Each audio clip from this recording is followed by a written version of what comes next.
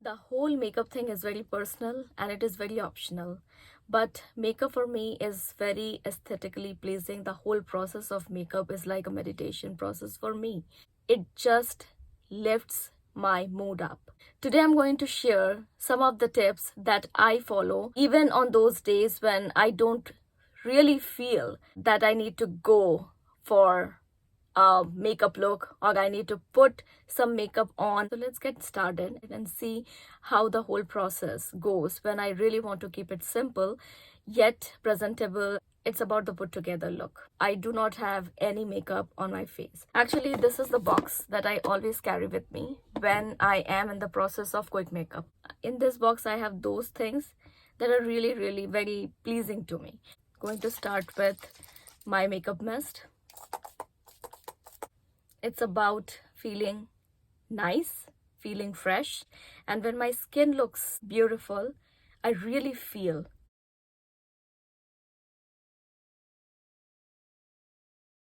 Now, the second thing in the process is, of course, some sort of primer because I really like the feel of primer. You can use any primer you want. I am using a Too Faced Hangover primer here. And sometimes in this process, I don't even need the mirror because it's all very natural and flowing for me. You can always use a brush or you can use your fingers. Next in the process is foundation. Now the foundation is again very optional because I'm not going anywhere. I'm just being here and attending a virtual meeting, but still I'm going for foundation because foundation for me is something that gives me a smooth finish. Skin like foundation is always my way to go. I do not want to go very heavy with foundation. I really want to see my skin through my foundation. So this is my Makeup Forever foundation. I usually have to mix two colors together to get my shade, and this foundation is very liquidy, as you can see. It just gives me a nice smooth finish, and that's what I want from my foundation. This is very skin like. I don't have to do much about this foundation. I just have to just apply it like a moisturizer. You can also go for tinted moisturizer. You can also go for your heavy coverage foundation. It totally depends on how you want to feel and how you would like to appear on the screen when you are going for a virtual meeting. So the foundation is on. Just make sure the edges are smooth and clean. Now, do you have to stick to only earthy tones when you are going for a virtual meeting? Do you have to stick with the mauves and pinks and peaches, softer shades? It's totally up to you. The skin tone and what is flattering on that particular skin tone is really important. I know I feel my best when I apply red lipstick. I really love it. I am a red lipstick person. And whenever I need a mood lift, I just go for a red lipstick. Even if I don't want to go for foundation, I go for concealer. When it comes to concealer, I would say that I have struggled a lot to find the best concealer for me. I used to struggle a lot with the concealer application. If you ask me as a makeup artist, I would always say that concealer is the challenging part. Everyone's under eye is different. It's a very delicate area. We have to be very careful about it. We all know about it, that we have to be very gentle and careful on our under eye, but still we struggle to get the smooth finish that we want. And that is why I struggled a lot to find the perfect concealer for me, because I don't need too much there, but still I want something to smooth out the under eye darkness, just to give it that brightening effect. So after a long trial and error process, now this is something that I want to stick to. This concealer can be applied just like an under eye cream, and that's what I want. I do not want matte products because my skin is very normal. Anything that is matte gives me a wrinkly effect there, and that's why I do not like it. And anything which is super creamy also settles in the fine lines, and that's why I don't like that either. So this is like the perfect combination, feels good on my under eye. What I learned through my experience is whenever you're applying concealer, you need to find out 3 things about your skin.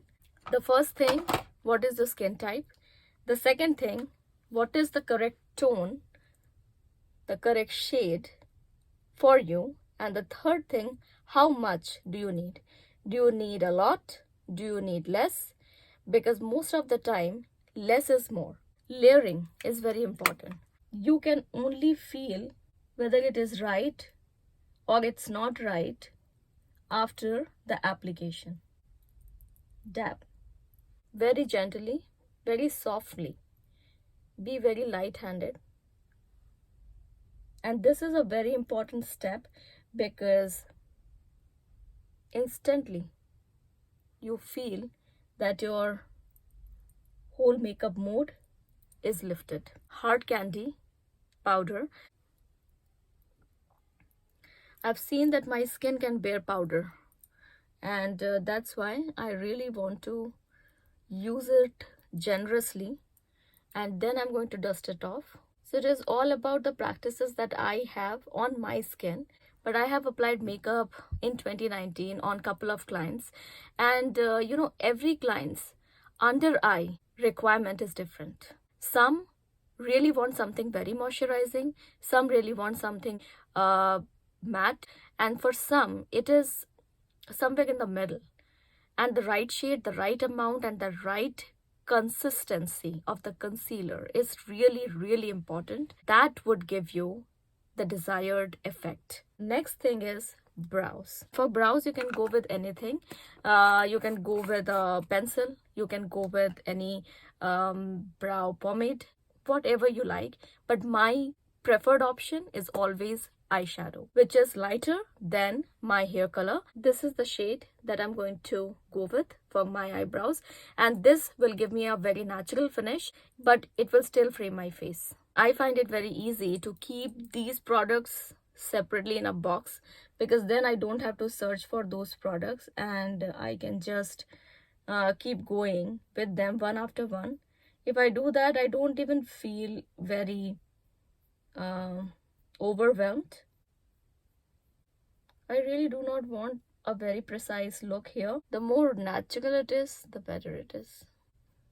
Even if I'm a makeup artist and makeup comes naturally to me, I enjoy the whole process. Some days I don't even feel like wearing the makeup, and especially on those days, if I have some meeting or be on a video call, I really want to have a put together look so that I can be present in a good conversation. I'm going to use this palette. You guys are aware of this palette because I have spoken a lot about this palette on my channel. This is my first Viseart palette, and I'm really pleased with the colors and the textures of the shadows. So I'm just going to go for this off-white shade all over my lid, and don't have to be very pinpointed, just to smooth out the lid. Next, I'm going to go for, if you want to just stop here, but I just want something for my lid, very subtle, but you can see the difference between this one and this one, to just brighten up the lids a little. I'm just going to stick with my favorite mascara here. I want to dust off the excess powder. Peachy blush. I'm feeling that something is missing on my lower lash line. I'm just going to go for the black shadow here. Just keep it a little bit smudgy. I'm smudging it with my brown. Don't worry if you overdo a little. Shimmery shade, and just putting it on the inner corners. It is going to make an impact. I'm just dabbing the black shadow there on the roots. It doesn't have to be very pinpointed. Just soften it. Lip Magnet from Armani, my favorite red for any formal occasion. So that's about the look, just to get everything together. That's what I would love to wear for a very formal kind of meeting setting, and especially virtual meetings where I really want to feel myself. That's it. Thank you for watching and thank you for stopping by. I hope you get something from this video and you could apply something from this video in your daily makeup routine. Bye. Have a great day.